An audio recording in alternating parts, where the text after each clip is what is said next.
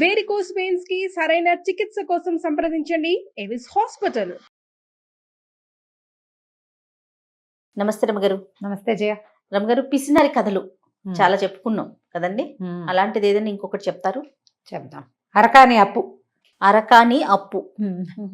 Right. పూర్వం ఒక పల్లెటూరులో, పల్లెటూరు అనుకోండి, ఒక మాదిరి ఊళ్ళో ఒక ఆయన మంచి శెట్టిగారు ఉండేవాడు.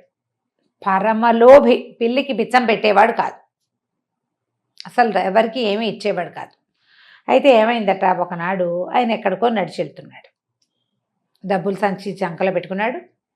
వెళ్తుంటే ఒక బిచ్చగాడు, బాబు ఒక అరకాన్ని దానం చేయండి, కాని దానం చేయండి అని అడుగుతున్నాడు. అడుగుతుంటే బావయ్య చిల్లర లేదు అన్నాడు. అయితే ఏమైంది, ఈ అరకాని దానం చేయండి అని అడిగే బిచ్చగాడు ఈయన వెనకాల నడిచొస్తున్నటువంటి ఒక పేద రైతును కూడా అడిగాడు. బాబు కానీ అతన దానం చేయి, ఒక పావుల దానం చేయి, 10 పైసలు దానం అడుగుతున్నాడు. అడుగుతుంటే ఆ రైతు ఏం చేశాడు, రొంటినున్న మూట తీసి ఒక అరకాని ఈ బిచ్చగాడి చేతిలో పెట్టాడు. మన శెట్టి గారికి కొంచెం సిగ్గేసింది. ఇదేమిటి పేద రైతు వీడు, అతను ఇచ్చాడు, ఆడిస్తే నేను ఇవ్వకపోవటం ఏమిటని అక్కడి నుంచి వెనక్కి తిరిగి, ఏమో బాగున్నావా అని అడిగి, చిల్లర లేదు పాపం ఇతను బిచ్చగాడు అడుగుతున్నాడు, ఒక అరకాని అప్పి మా ఇంటికి వచ్చి తీసుకుందు కానీ అన్నాడు. ఇంకో అరకాని, ఒక అరకాని బిచ్చగాడికి ఇచ్చి ఒక అరకాని ఈయన చేతిలో పెట్టాడు, శెట్టిగారి చేతిలో. శెట్టిగారు వచ్చిన బిచ్చగాడికి అరకాని చేతిలో పెట్టాడు. అప్పు తీసుకుని మరి ఎప్పుడు కనపడమంటారు అన్నాడు రైతు. మరి తన అరకాని తనకొద్దు, సాయంత్రం కనపడు అన్నాడు. సాయంత్రం పేద రైతు శెట్టిగారింటికి వెళ్ళాడు. చిల్లర లేదు, ఈ పొద్దు నుంచి ఏం వ్యాపారం లేదు, నోట్లే ఉన్నాయి నా దగ్గర, పెద్దవే, పెద్ద కాసులే ఉన్నాయి, చిన్న కాసులు లేవు. సరే రేపు కనపడు. రేపు కూడా రైతు వెళ్ళాడు. ప్రతి 2 రోజులకి వెళ్తూనే ఉన్నాడు. చిల్లర లేదు, చిల్లర లేదు, చిల్లర వచ్చావు, ఇప్పుడు పనివేళ, ఇప్పుడు డబ్బులు ఇవ్వకూడదు, వాళ్ళు శుక్రవారం, వాళ్ళ మంగళవారం, చేయి ఖాళీ లేదు, ఇప్పుడే స్నానానికి నూనె రాసుకున్నాను, నూనె చేతులతో డబ్బు మూట ఎవరైనా ముట్టుకుంటారా? ముట్టుకోకూడదు. ఇవాళ మా ఇంట్లో పితృకార్యం, ఇవాళ ఎవరికి ఏమి ఇవ్వకూడదు. ఇలా గడిచినాయి. అయితే ఏమైంది, ఒకనాడు ఈయన హాల్లో కూర్చుని ఉన్నాడు. దూరం నుంచి రైతు వస్తూ కనపడుతున్నాడు. కనపడేసరికల్లా ఈయన అన్నాడు, వస్తే ఏమే పడుకుంటాను, నా నెత్తి మీద గుడగపై ఇవి దరిద్రం తీరిపోతుంది, చచ్చిపోయానని చెప్పు, అప్పే కొట్టేసిద్దాం, ఈ అప్పు కాదు తీరిపోతుంది అరకాని కోసం. అక్కడి నుంచి ఏమైంది, ఆవిడే సరే మరి భర్త చెప్పిన మాట జవదాటదు అక్క. Okay super. ఈ హాల్లో కాలు తప్పు కూర్చున్నవాడు ఢామని నేల మీద పడిపోయాడు. ఈవిడ వెంటనే ఆయన ఉత్తరయ్యాన్ని ఆయన మొహాన్ని కప్పేసింది, పొడుగ్గా కప్పేసేసి నెత్తి మీద చేయి పెట్టి కూర్చుంది. సీన్ పండించింది ఆవిడ. ఈ రైతు లోపలికి వచ్చాడు. శెట్టిగారు లేరా అమ్మ అన్నాడు. ఏముంటారు నాయన, పెద్దలో కలిసిపోయాడు, ఇదిగో అని గొల్లు మంది ఆవిడ. ఇప్పుడే నీ మాటే అనుకుంటున్నాడు, రాత్రి కూడా అన్నాడు, అయ్యో రైతుకి అరకాని ఇవ్వాలి అన్నాడు, తెల్లారేసరికి ఇట్లా అయిపోయాడు నాయన అంది. అనగానే పొద్దునే, రాత్రి చెప్పేట పొద్దునే పోయాడు అనగానే రైతు కొళ్ళు మండిపోయింది. లేదా నా బాకీనే పోయావా అని. సరే అయినప్పుడు ఎలాగో అయ్యింది, ఇంకా కొంచెం అయితే అయింది, నేనే ఈయనకి అగ్ని సంస్కారం చేస్తాను, అంతిమ యాత్ర నేనే చేస్తాను అన్నాడు. అనేసరికి ఇప్పుడు ఏం చెయ్యాలి, వాడు లేచకపోయాడు, వచ్చిన వాడు వెళ్ళిపోయాడు అనుకో, ఈయన లేచి తన పని తను చేసుకునేవాడు. ఇప్పుడు కాదు నేను బతికే ఉన్నాను అంటే అరకాని ఇవ్వాల్సి వస్తుంది. ఆవిడ నిశ్శబ్దంగా ఊరుకుంది. అంతిమ యాత్ర ఏర్పాట్లు అనగానే కామ్గా ఊరుకుంది. ఇతను పోయి బయటికి వెళ్ళి కొట్ల దగ్గరికి వెళ్ళి ఒక శవపేటకి పట్టించుకొచ్చాడు.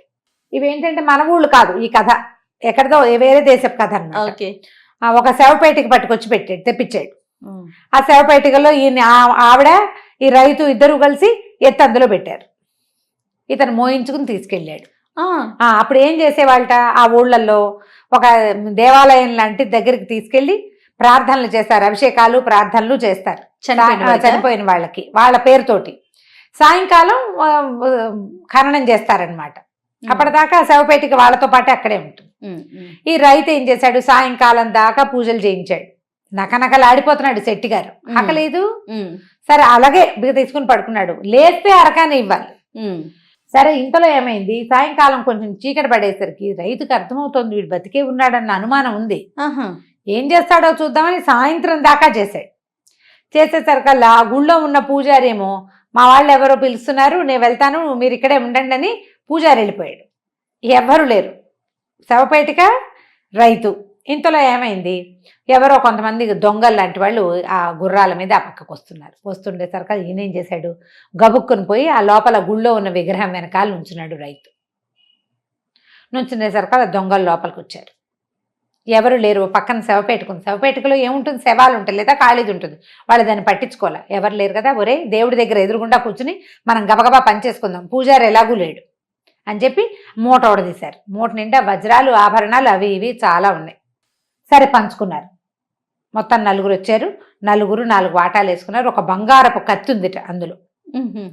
ఈ బంగారపు కత్తి ఎవరికి అని ఆలోచిస్తున్నారు. ఎవరు తీసుకుందాం. ఈ రైతు ఏమన్నాడంటే, విగ్రహం వెనకాల ఉంచున్నాడు కదా, దానికేముంది, పక్కనున్న శవపేటికలో ఉన్న శవానికి పీక ఎవడికొస్తాడు వాడిదా కత్తి అన్నాడు. 4 ఉన్నారు.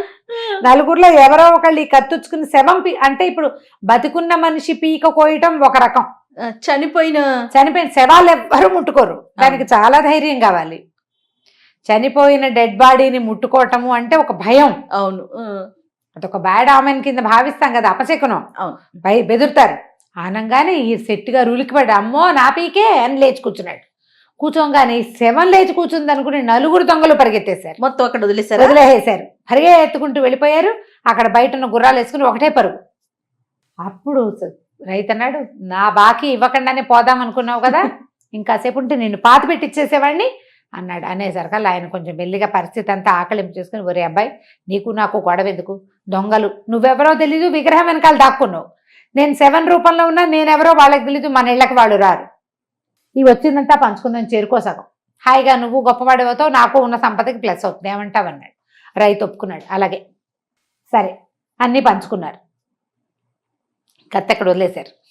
వదిలేశాక రైతు అన్నాడు, వీటందరి సంగతి సరే, నా అరకాని మాట ఏమిటి అని అడిగాడు. అడగగా నేను అన్నాడు, ఒరే ఇదంతా బంగారము, వెండి, వజ్రాలును, చిల్లరేది మళ్ళీ కూడా చిల్లరన్నప్పుడు ఇస్తాలే. ఆ రైతు తిరుగుతూనే ఉన్నాడు. అతని బాకీ వసూలు అవ్వలేదు, ఈయనివ్వలేదు.